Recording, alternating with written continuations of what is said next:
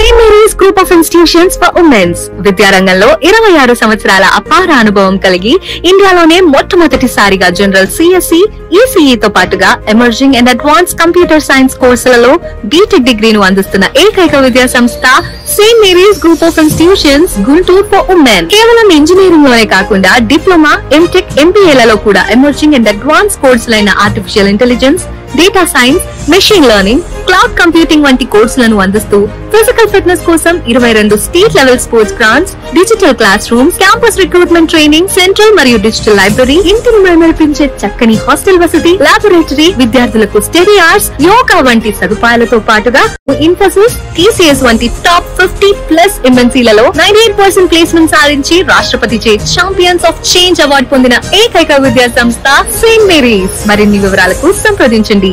Saint Mary's group of institutions Guntur for women. Counselling code SMGG. Call 9010455596. St. Mary's Women's Engineering College, Budampadu. Counseling code STMW. Call 9010455598.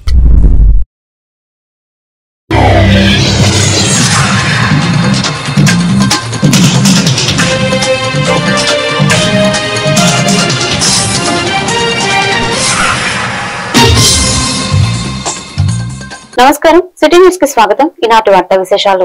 దేశంలోనే ఎక్కువ పింఛన్ను ఇచ్చే రాష్ట్రం AP అని CM Chandrababu అన్నారు. అర్హులైన వితంతువులకు సాయం చేస్తున్నామని చెప్పారు. పింఛన్ల విషయంలో మన తర్వాత తెలంగాణ, కేరళ ఉన్నాయన్నారు. పేదలకు సాయం చేస్తే కలిగే తృప్తి మరి దేంట్లోనూ రాదని చెప్పారు. వైఎస్ఆర్ కడప జిల్లా జమ్మలమడుగు నియోజకవర్గంలోని గూడెం చెరువులో చేనేత కార్మికురాలు ఇంటికి వెళ్లి ఆమెను సీఎం పెన్షన్ అందజేశారు. కుటుంబ సభ్యులతో మాట్లాడి వారి బాగోగులు తెలుసుకున్నారు. అనంతరం ప్రజావేదిక వరకు సీఎం ఆటోలో వెళ్లారు. అక్కడ నిర్వహించిన సభలో చంద్రబాబు మాట్లాడారు.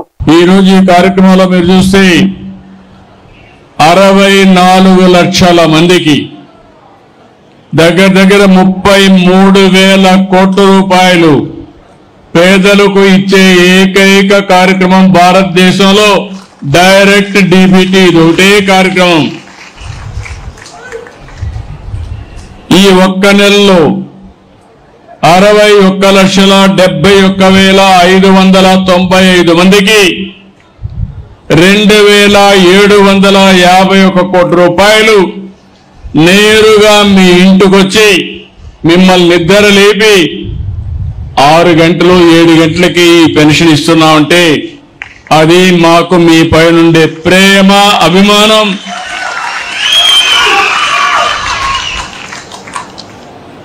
ఇంకో పక్కన చూస్తే ఇంత మునుపంతా కూడా ఒక నెలలో పింఛన్ తీసుకోకపోతే 2వ నెలలో పింఛన్ ఎగ్గొట్టేసేవాళ్ళు. 2వ నెల తీసుకోకపోతే మళ్ళీ తిరిగి ఇచ్చేవాళ్ళు కాదు. ఈరోజు నేను ఒకటే ఆలోచించాను. ఒక నెలలో తీసుకోకపోతే 2వ నెల ఇస్తాం, 2వ నెల లేకపోతే 3వ నెల ఇస్తాం. ఇంటి దగ్గర లేకపోతే ఇంతమంది ఎగ్గొట్టేవాళ్ళు. ఇప్పుడు ఇంటి దగ్గర లేకపోతే మీరు హాస్పిటల్లో ఉంటే హాస్పిటల్లో ఇస్తాం, బంధువులు ఇంటి దగ్గర ఉంటే బంధువుల ఇంటి దగ్గర ఇస్తాం, నరేగా సైట్ దగ్గర ఉంటే అక్కడ ఇస్తాం, ఎక్కడ కోరుకుంటే అక్కడ ఇస్తున్నాం. ఇంకో పక్క మీరు ఒకసారి చూస్తే ఈ పెన్షన్ ఇచ్చేటప్పుడు నేను టెక్నాలజీ ఉపయోగిస్తున్నా. ఇచ్చే వ్యక్తి ఎక్కడ పింఛన్ ఇచ్చాడు. ఈరోజు ఉదాహరణ మీరు చూస్తే ఓసారి పింఛన్ ఇచ్చే దాంట్లో ఇష్టానుసారంగా కూడా చేస్తూ ఉంటారు. అట్లా కాకుండా టెక్నాలజీ బాగా ఉపయోగపడుతుంది. మీరు వేలు ముద్ర వేస్తారు అంటే మన థంబ్ ఇంప్రెషన్తో బయోమెట్రిక్స్ తీసుకుంటే ఆటోమేటిక్గా మీకే వస్తుంది. అది వచ్చినప్పుడు ఎక్కడ వేశారో చూస్తే మీ ఇంటి దగ్గర వేశారా, ఎక్కడ వేశారో తెలుసుకునే యంత్రాంగం పెట్టాం. ఇంకో రాష్ట్రంలో 6,100 పోలీస్ కానిస్టేబుల్ పోస్టుల భర్తీకి సంబంధించిన తుది ఫలితాలు విడుదలయ్యాయి. మంగళగిరిలోని డీజీపీ కార్యాలయంలో హోంమంత్రి అనిత ఫలితాలు విడుదల చేశారు. DGP Harish Kumar Gupta, police recruitment board chairman R K Meena, పలువురు ఉన్నతాధికారులు కార్యక్రమంలో పాల్గొన్నారు. అనంతరం హోంమంత్రి అనిత మీడియాతో మాట్లాడారు. నెల్లూరులో జగన్ చేసిన వ్యాఖ్యలపై మండిపడ్డారు. 5 ఏళ్లు సీఎంగా పనిచేసిన వ్యక్తి అలా మాట్లాడడం ఏంటని దుయ్యబట్టారు. రెచ్చగొట్టడమే జగన్ రాజకీయం అన్నారు. ఆయన ఎంత రెచ్చగొట్టినా తమ తొలి ప్రాధాన్యం పాలనకేనని అనిత తెలిపారు. అరౌండ్ 2022 యాక్చువల్ గా నోటిఫికేషన్ వచ్చిన ఈ కానిస్టేబుల్ రిక్రూట్మెంట్ కి సంబంధించి రిజల్ట్స్ ఓపెన్ చేసుకోవడం అనేది నిజంగా చాలా ఆనందంగా ఉంది. దీనికి సంబంధించి ఓవరాల్ గా 6,100 పోస్టులకి సంబంధించి ఆ రోజు నోటిఫికేషన్ జారీ అయింది. దానిలో సివిల్ పీసీస్ 3,580 అండ్ ఏపీఎస్పీ 2,520 మంది. యాక్చువల్ గా 5,03,000 మెంబర్స్ అప్లికేషన్ పెట్టుకుంటే ఎపీర్ అయిన వాళ్ళు 4,59,182 4,59,182 మంది ఎపీర్ అయ్యారు. అందులో 95,208 క్వాలిఫై అయ్యారండి ప్రిలిమ్స్ కి. తర్వాత ఫిజికల్ టెస్ట్లకి మన జనవరిలో ఫిజికల్ టెస్ట్లు కండక్ట్ చేసిన తర్వాత అరౌండ్ 95,208 లో 38,924 ఐ థింక్ 38,914 ఫిజికల్ టెస్ట్ లో క్వాలిఫై అయ్యారు. దాని తర్వాత దానికి యాక్సిటీస్ గా మన ఫైనల్ టెస్ట్ పెట్టేసరికి 33,921 క్వాలిఫై అయ్యారండి ఫైనల్ టెస్ట్ కూడా. అందులోని మనం ఈ రోజు 6,024 రిక్రూట్మెంట్ కి సంబంధించి రిజల్ట్ ఈ రోజు ఓపెన్ చేస్తున్నాం. ఈ రోజు మీ అందరికీ తెలుసు పోలీస్ డిపార్ట్మెంట్ అంటేనే ఒక ప్రతిష్టాత్మకమైన డిపార్ట్మెంట్. ప్రజలకు సేవ చేసుకునే దానికి ఒక వేదికగా భావించే పరిస్థితి. చాలా మందికి పోలీస్ డిపార్ట్మెంట్ లో పనిచేయడం అనేది కూడా చాలా ప్యాషనెట్ గా చేస్తారు.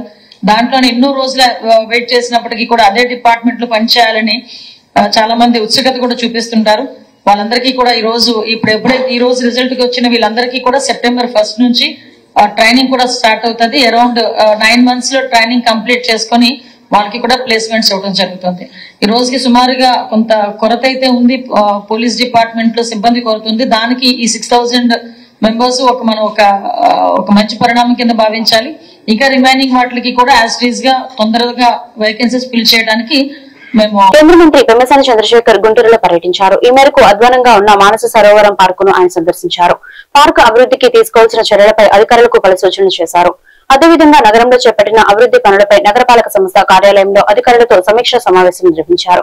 ఈ సమావేశంలో ఎమ్మెల్యేలు గల్లామాధవి, మహమ్మద్ నజీర్, బుర్లా రామాంజనేయులు, మేయర్ కోవెలమూడి రవీంద్ర, కమిషనర్ పులి శ్రీనివాసులు తదితరులు పాల్గొన్నారు. సమావేశం ముగిసిన అనంతరం పెమ్మసాని మీడియాతో మాట్లాడారు. శంకర్ విలాస్ ఓవర్ బ్రిడ్జి నిర్మాణ పనులు వేగంగా సాగుతున్నాయని చెప్పారు. 2 పిల్లర్ల పనులు ప్రారంభమయ్యాయి. ఆగస్టు 9 తర్వాత మిగతా పనుల కోసం ప్రస్తుతం ఉన్న బ్రిడ్జి కూల్చివేత స్టార్ట్ అవుతుందని తెలిపారు. ఓవర్ బ్రిడ్జి నిర్మాణం కోసం 134 స్ట్రక్చర్ లో 74 మంది కన్సెంట్ ఇచ్చారు. మిగిలిన వాటిపై కోర్టులో ప్రక్రియ సాగుతుందని ఆయన వెల్లడించారు. అలాగే నందివెలుగు ROB 8 నెలల్లో పూర్తి చేశామని స్పష్టం చేశారు. మెటీరియల్ వచ్చింది, వాళ్ళు వర్క్ మొదలు పెడతా ఉన్నారు. దాదాపు 8 months లో కంప్లీట్ చేసి ఇస్తా ఉన్నారు. దాంతో పాటు అక్కడ ఒక మనీ హోటల్ సెంటర్ దగ్గర కల్వర్ట్ ఒకటి బిల్డ్ చేయాలి. దానికి ఎస్టిమేట్స్ R&B వాళ్ళు 3 to 4 days లో ఇస్తే దాన్ని కూడా కంప్లీట్ చేయాల్సిన అవసరం ఉంది. ఇన్నర్ రింగ్ రోడ్ phase 3 వచ్చేటప్పటికి ఇందులో 3-4 ఇష్యూస్ ఉన్నాయి. Right of way boundaries walls fix చేయటం, అదేవిధంగా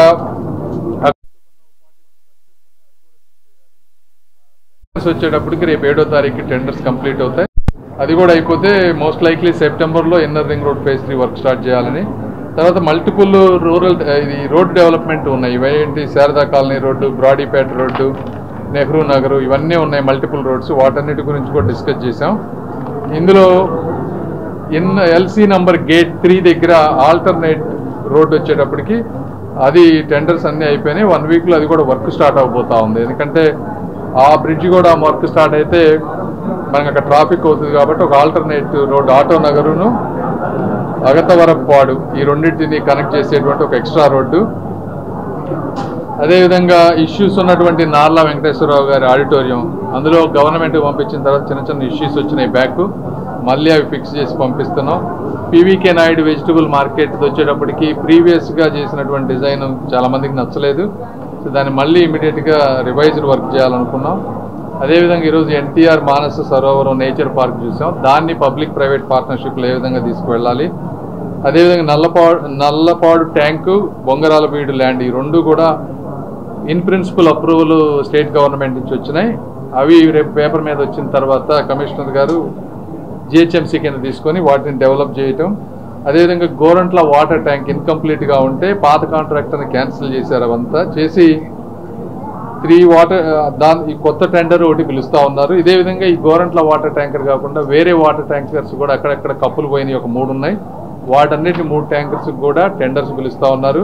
అందులో బీఆర్ స్టేడియం ట్యాంకు 2 కోట్ల రూపాయలతోటి దాన్ని కూడా టెండర్స్కి వెళ్ళినాయి. అవి కూడా దగ్గర ప్రజల ఆశీస్సులతో శాసనసభ్యుడిగా ఎన్నికైన తర్వాత విజనరీ లీడర్గా ఉన్నటువంటి చంద్రబాబు నాయుడు గారు ఒక పక్కన అభివృద్ధి సంక్షేమ కార్యక్రమాల్లో రాష్ట్రాన్ని ముందుకు నడుపుతూ ప్రతి వర్గానికి కూడా ఒక సుపరిపాలన అందించాలనేటువంటి ధ్యేయంతో అనేక విధాలుగా వారి జీవితాల్లో మార్పు తేవడానికి ప్రయత్నాలు చేస్తున్నటువంటి పరిస్థితులు ఉన్నాయి. అందులో చాలా వెనుకబడినటువంటి మైనారిటీ వర్గాలకు రాబోయేటువంటి 4-5 సంవత్సరాల్లో ఒక సువర్ణ అవకాశాన్ని కల్పించేటువంటి విధంగా వారి జీవితాల్లో పూర్తిగా మార్పుని తీసుకొని వచ్చేటువంటి విధంగా పకడ్బందీగా ముందు చూపుతో ఈరోజు అనేక కార్యక్రమాలు తీసుకోవడం జరుగుతూ ఉంది. తప్పకుండా నారా చంద్రబాబు నాయుడు గారు అలాగే పెద్దల ఆశీస్సులతో తప్పకుండా ఇచ్చినటువంటి బాధ్యతను నెరవేరుస్తూ మైనారిటీల సంక్షేమానికి అభివృద్ధికి వారి జీవితాల్లో మార్పు తీసుకుని వచ్చేటువంటి పవిత్ర శ్రావణమాసం వేడుకలు గుంటూరులో వైభవంగా సాగుతున్నాయి. ఇందులో భాగంగా శ్రావణమాసం 2వ శుక్రవారం వేడుకలు నగరంలో భక్తి శ్రద్ధలతో నిర్వహించారు. అనేక దేవాలయాల్లో విశేష పూజలు చేపట్టారు. భక్తులు పెద్ద సంఖ్యలో హాజరై దైవ దర్శనం గావించారు. శ్రావణ శుక్రవారం నాడు దైవ దర్శనం చేసుకున్న వారికి సకల శుభాలు కలుగుతాయని పండితులు తెలిపారు.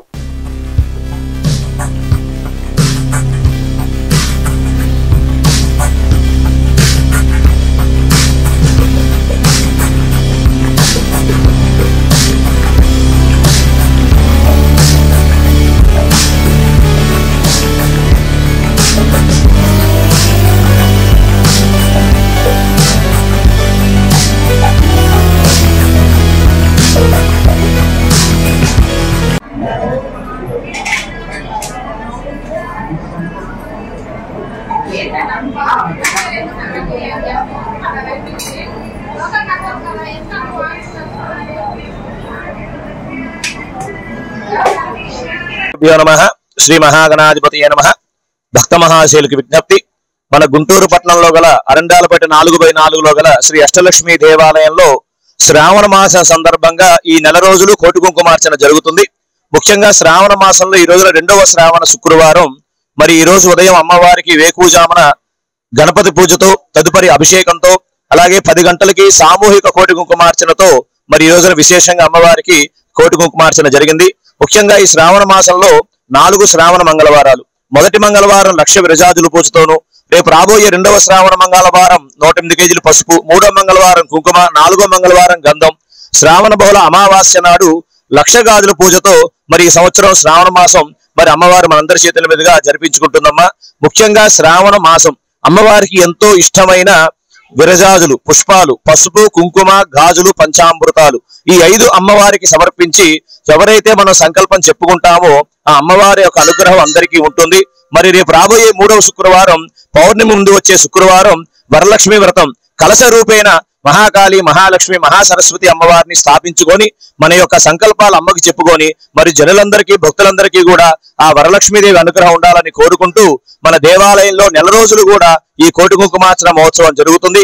కావున భక్తులందరూ కూడా విచ్చేసి శ్రీ అష్టలక్ష్మీ స్వరూపమైన ఆ వరలక్ష్మీదేవికి అనుగ్రహం పొందవలసిందిగా కోరుచున్నాము.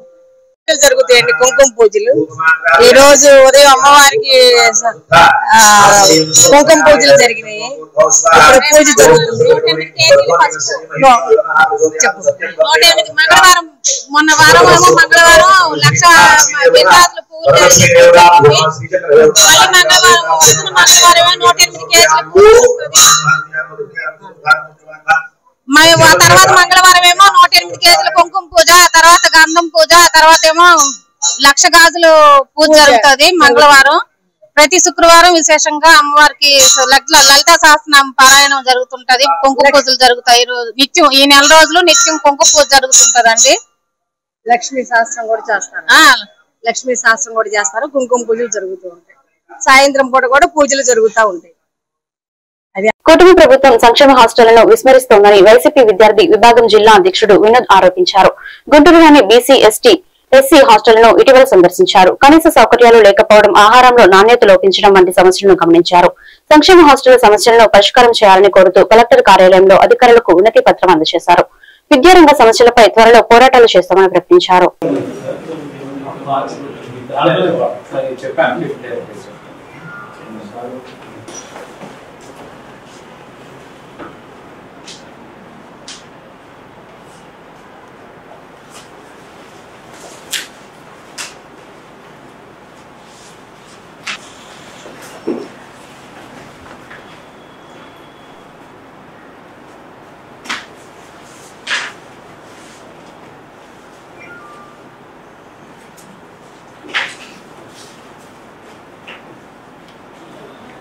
ఈరోజు మన ఆంధ్ర రాష్ట్రంలో చూస్తూ ఉన్నాం కొన్ని సన్నివేశాలు.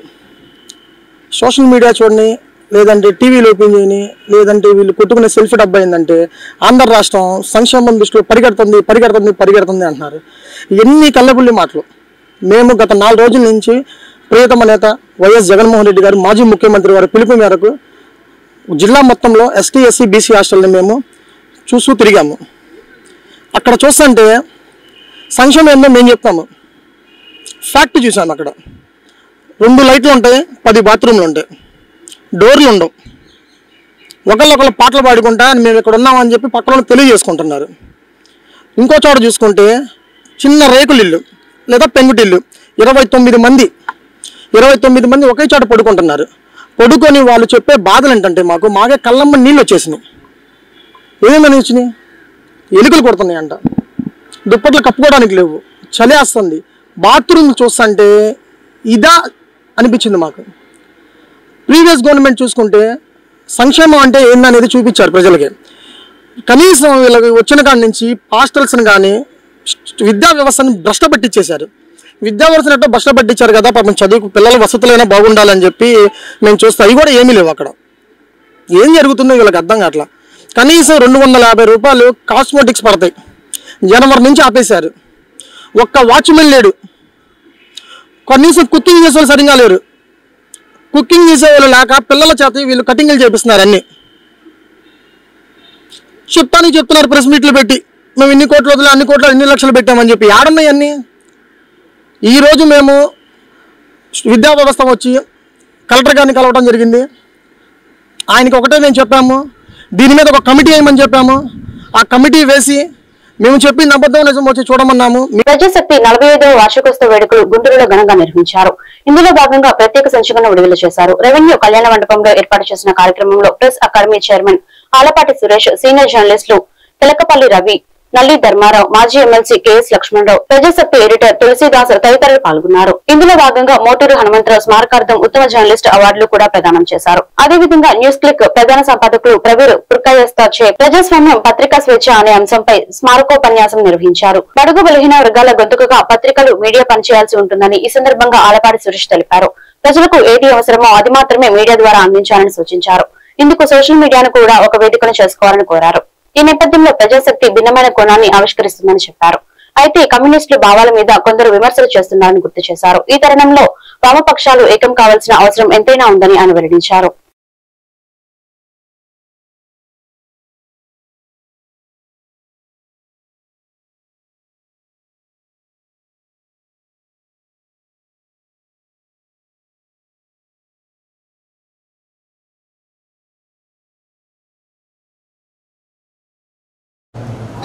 సానుకూల భావన లేదు. అంటే ఐడియాలజీ, ఇవి ఐడియాలజీగా దాన్ని నేను వ్యతిరేకిస్తాను. కానీ కమ్యూనిస్ట్ బోర్డు ప్రేమ. ఎందుకంటే జనం కోసం, బడుగు జనం కోసం, గొంతు లేని వాళ్ళ గొంతు ఇవ్వడం కోసం, మాట చెప్పుకోలేని వాళ్ళ కోసం, బడుగుల కోసం, అన్నార్థుల కోసం, వాళ్ళ కోసం రోడ్డు మీదకి వెళ్ళి లాంటి దెబ్బతింటే ఎవరు రెడీ ఉంటారండి?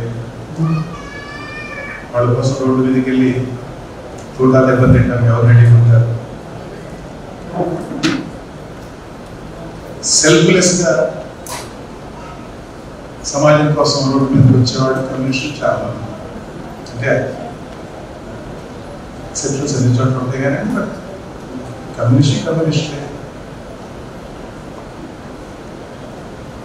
సో వాళ్ళని ప్రేమించుకున్నాం. అయితే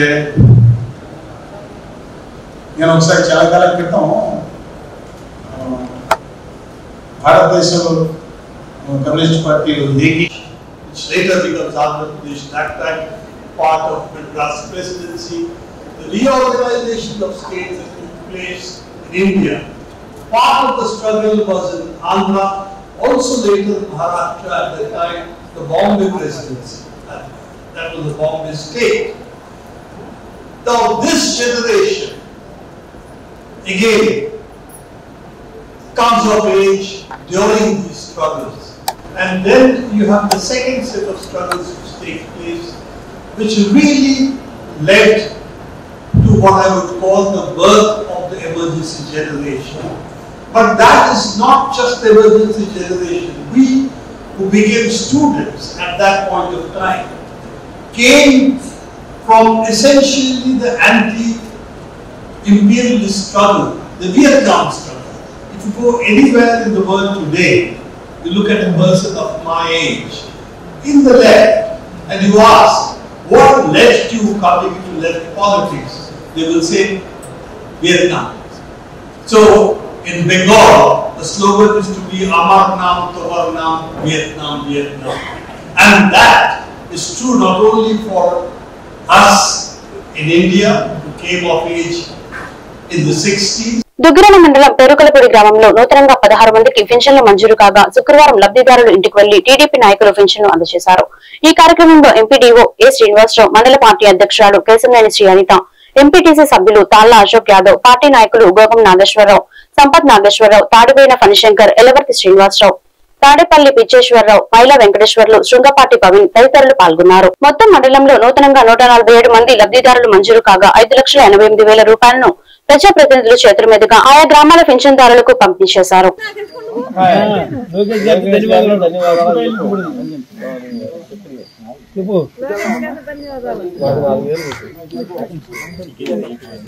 సంతోషంగా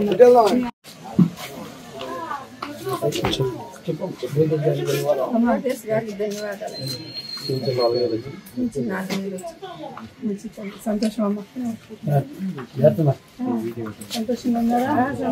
ఎందుకంటే ఈ 4,000 ఇవ్వడానికి 5 సంవత్సరాలు పెట్టలేదు మన గవర్నమెంట్ కాబట్టి వెంటనే ఇప్పుడు మన గవర్నమెంట్ వచ్చినాక ఏ కుటుంబంలో పెద్ద చనిపోతే ఆ పెన్షన్ వచ్చే కుటుంబానికి వాళ్ళ భార్యకి ఇచ్చేస్తున్నాం. స్పోర్ట్స్ పెన్షన్ అర్థమైందమ్మా. ఇక కాలర్ గేలాగా నెల తరబడి సంవత్సరాల తరబడి కూడా అవసరం లేదు. ఇక నుంచి 2 సంవత్సరాల నుంచి అంగనయ్య కూడా ఇప్పుడు మనకు వచ్చేసింది. అది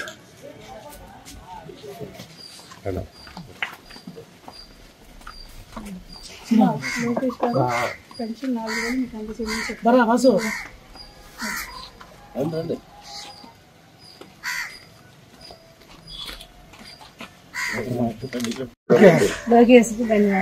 లోకేష్ గారు ఓకే.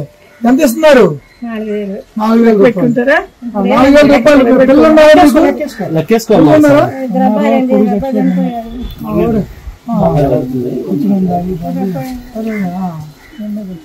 జాగ్రత్తగా వాడుకోండి అమ్మా. మీకు ఆరోగ్యంగా మీ తిండికి కానీ ధైర్యం నువ్వు బాధపడమద్దని ఏం చేద్దాం. దుగ్గిరాల రాయలపేట మార్కెట్ యార్డ్ సమీపంలో ఉన్న శ్రీ కళ్యాణ వెంకటేశ్వర స్వామి ఆలయంలో 2వ శ్రావణ శుక్రవారం పురస్కరించుకొని సామూహిక వరలక్ష్మి వ్రతాన్ని నిర్వహించారు. ఉదయం అర్చకులు వేదాంతం రామచంద్ర సాకేత వేదమంత్రాలు నడుమ సామూహిక వరలక్ష్మి వ్రతంతో ప్రారంభించి లక్ష్మీ ప్రతిమలచే పంచామృతాలతో అభిషేకం జరిపారు. అనంతరం మహిళలు కుంకుమ పూజలు నిర్వహించారు. తదుపరి వచ్చిన భక్తులకు మహిళలకు తీర్థ ప్రసాదాలు పంపిణీ చేశారు. తదనంతరం 300 మందికి అన్న సంతర్పణ కార్యక్రమం జరిపారు. ఈ కార్యక్రమంలో ఆలయ కమిటీ సభ్యులు, మహిళలు, భక్తులు పాల్గొన్నారు.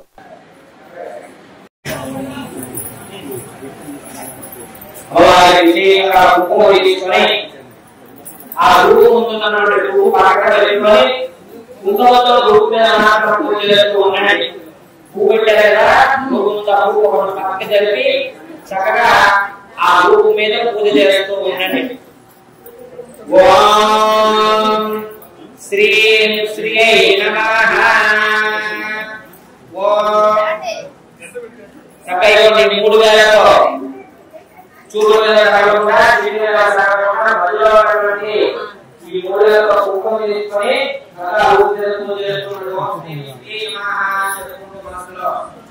ఓం శ్రీం శ్రీ ఓం శ్రీ ప్రకృతి ఓం శ్రీ ప్రకృతి ఓం శ్రీ విద్యాయ ఓం శ్రీం సర్వభూతప్రదాయ ఓం శ్రీ శ్రద్ధాయ ఓం శ్రీ వినాయకుడి మీద వేసి నమస్కారం చేసుకోండి.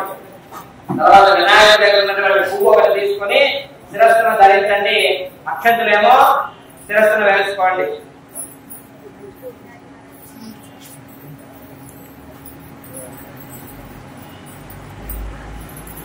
శ్రీ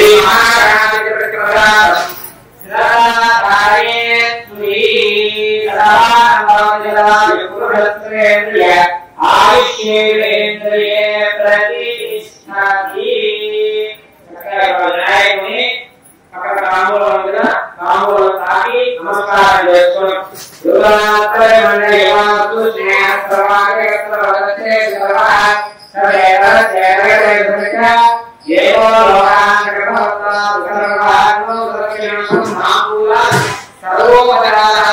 అమరావతి రాజధాని రైతులకు అండగా రాజధాని ప్రాంత రైతులకు 1 ఎకరానికి ₹1 లేదా గవర్నమెంట్ విలువ ప్రకారం 4% మరియు 1250 గజాలు భూమి ఇవ్వాలని, రైతు కూలీలకు ప్రతి నెల ₹10,000 ఆర్థిక సహాయం అందించాలని, రెండో ల్యాండ్ పూలింగ్ వల్ల నష్టపోయిన రియల్ ప్రమోటర్స్ కు తగిన నష్టపరిహారం ప్రభుత్వం ఇవ్వాలని డిమాండ్ చేస్తూ తాడికొండ మండలం నెడుముక్కల గ్రామంలో ఆంధ్ర రాష్ట్ర సమితి పార్టీ వ్యవస్థాపక అధ్యక్షులు జంజనం కోటేశ్వరరావు ఆధ్వర్యంలో రిలే నిరసన దీక్ష 32 రోజుకు చేరింది. రిలే నిరసన దీక్షకు సంఘీభావంగా శిబిరంలో అమరావతి రాజధాని ప్రాంత రైతులు, రైతు కూలీలు అధిక సంఖ్యలో బైఠాయించి నిరసన తెలిపారు. అనంతరం ఆంధ్ర రాష్ట్ర సమితి పార్టీ వ్యవస్థాపక అధ్యక్షులు జంజనం కోటేశ్వరరావు మాట్లాడుతూ అమరావతి రాజధాని ప్రాంత రైతులకు, రైతు కూలీలకు అండగా 32 రోజులుగా నిరసన దీక్ష చేపడుతున్నప్పటికీ ప్రభుత్వం నుండి స్పందన లేదని, అమరావతి రాజధానికి రెండోసారి సమీకరణకు రాజధాని ప్రాంత ప్రజలు సిద్ధంగా లేనప్పటికీ అమరావతి రాజధాని అభివృద్ధి పేరుతో ఖచ్చితంగా రెండోసారి 44,000 ఎకరాలు సమీకరణ ప్రభుత్వం చేపడుతుందని మంత్రి నారాయణ మీడియా ముఖంగా స్పష్టం చేశారని అన్నారు.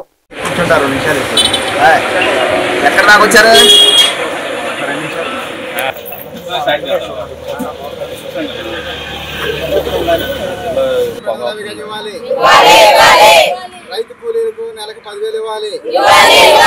రాజధాని రైతులకు ఎకరానికి ₹1 1250 గజం ఇవ్వాలి.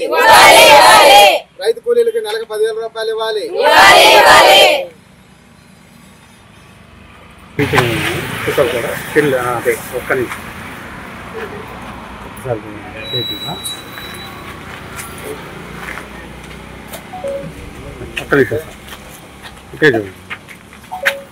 ₹1 ఇచ్చి 1250 గజాలు ఇవ్వాలి.